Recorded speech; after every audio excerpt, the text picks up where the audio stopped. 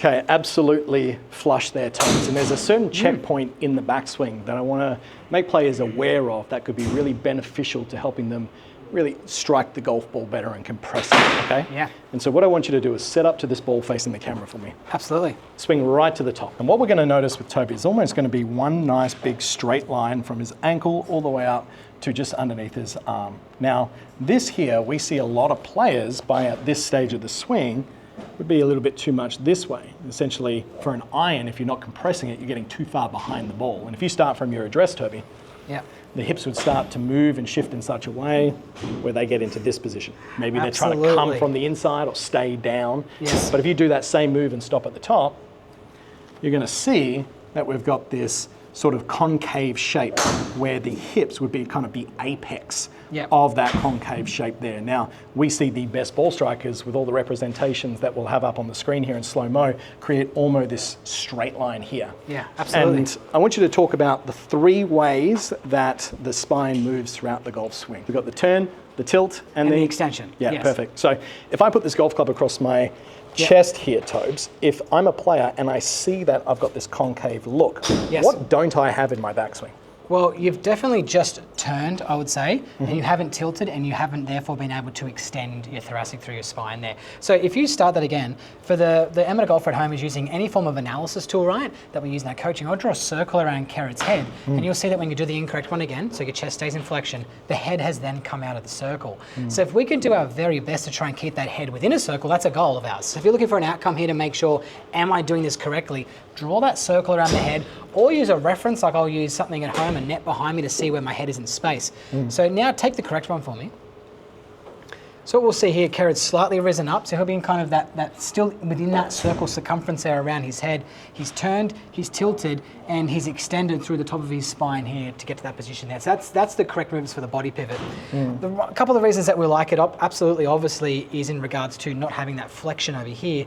But for the golfer, right, who finds themselves, they're going to say that they've got too much weight left on the back foot. There's lots of abundance of issues that are going to come from it, right? So not only has you've got your spine moving correctly, you've stayed more centered, your mass and everything's in the right position, but that easy alignment that we're looking for today is that line straight up through that trail leg, straight up into that kind of right shoulder region there. Yeah. And that's the alignments that we're looking for, and they're the 2 I'd be looking for.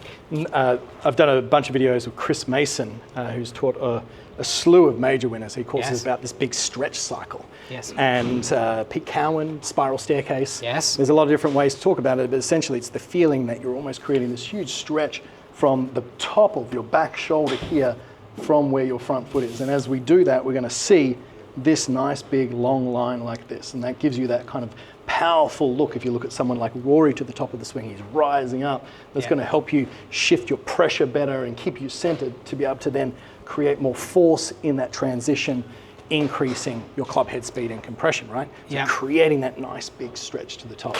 Yeah, and it's absolutely, I think it's really crucial what you're doing there is that we're looking at this from just as we're measuring from the camera point of view in a position in the golf swing. We're not particularly going to try and go, yes, tick, I can go. It's just something that we're looking for to make sure that golfer is moving correctly. So let's just do what the golfer would be doing if they're doing it incorrectly. So can you just go to left arm level to the ground for me, right? So from here, we do absolutely have a little bit of movement off the golf ball. We do like a little bit of that, right? But what happens here is you move the upper body too far off the golf ball, right? Yeah. So just show me what ideal would look like. So come back down to the start for me. And just shift a little bit off the golf ball into lead arm level to the ground to here. Now from here, we're going to have ourselves at around about 80, 70 degrees of kind of shoulder turn by this point in time here, right? We've still got about only about a third done of our hip rotation here, right? But what we're looking to try and do here, for the golfer who's staying too flexed and not getting that look that they're looking for, we're going to get the buttons on the shirt to look more towards the sky. Absolutely. So remember that when a golfer is doing something incorrect, so for Kerrod's sake, he's moving too far this way here, that golfer needs to feel 200% in the opposite way. So it's like chest to the sky, really hard trying to get that up there to get yourself what it feels like to be in the right position, and then draw that line and hopefully you've crossed that bridge a little bit and then you're in the right spot. Yeah, and the player who would be keeping their chest down for too long, creating this concave shape, they're definitely going to struggle with low point issues of where they're going to be striking behind the golf ball. Yeah. Now, the first few times you do this, you might feel like you're reverse pivoting, okay? Now, that is just a sensation or a feel because it's so different from what you're doing it.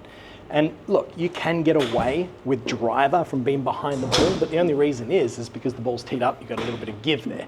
Absolutely. But with every other shot when the ball's on the ground, we want to stay nice and centered.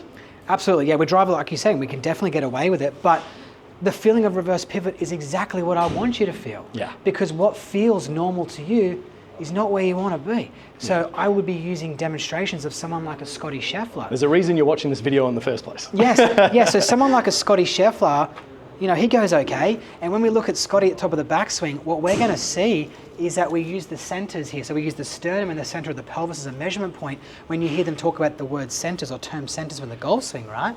He's going to have this right up on top of each other, and then when you draw a line from my left hip up to my left shoulder there, it's going to be quite vertical. Now that's going to result in hands going to be slightly higher, and Scotty Scheffler, when you measure him, he's around about 0 to 1 degrees of this here. So for the golfer who's too far this way, we could say that upwards of 20 to 30 degrees, right? We need to get them to go feel like a reverse pivot, and I can guarantee you, if you film it, record it, you will not be reverse pivoting. Yeah, and it's a very easy way to increase your club head speed as well. Great analogy to use is if I'm going to chop wood and I just move my arms up and down, there's only so much force, but if I allow my spine to extend and then compress, well, then you're shifting more pressure into the ground, which then directly applies going into the head of that instrument that you're using, in this case, the golf club. Go and shell one down there for us. Yeah, so I'm going to feel that big stretch. I'm going to get my chest to the sky. So I'm going to push this way here, chest to the sky. Love it. That's actually going to cross this line here that we're looking for, isn't it? So we want to actually push the boundaries a little bit more. It's going to feel like I'm miles ahead of that golf ball. Going to come in. It's going to increase my AOA. I'm going to launch it.